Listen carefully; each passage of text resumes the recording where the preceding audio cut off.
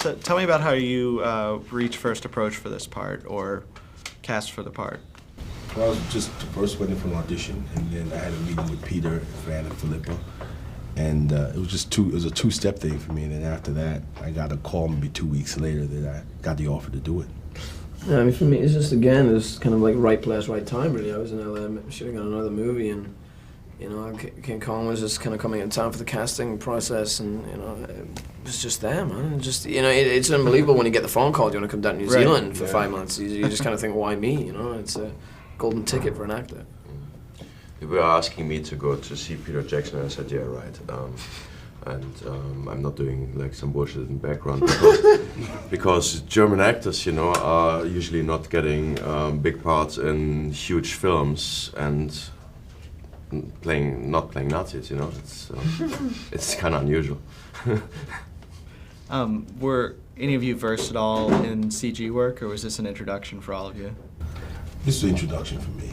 It was an introduction for me in a real sense, and it was a lot of fun.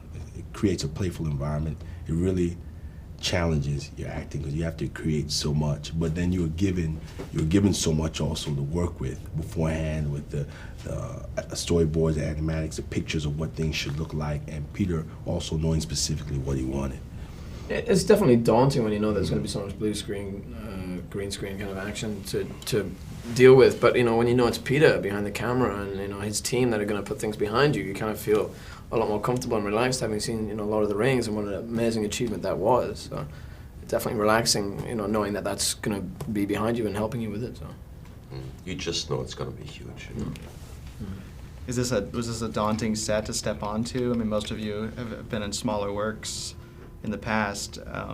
Peter seems to have this ability to manage so much going on and so many people without people feeling left out. Yeah, well, it's like, it's like the difficult part is on him, He has to control everything, and he does, So for us, it's like, it's a different experience than to work in other films.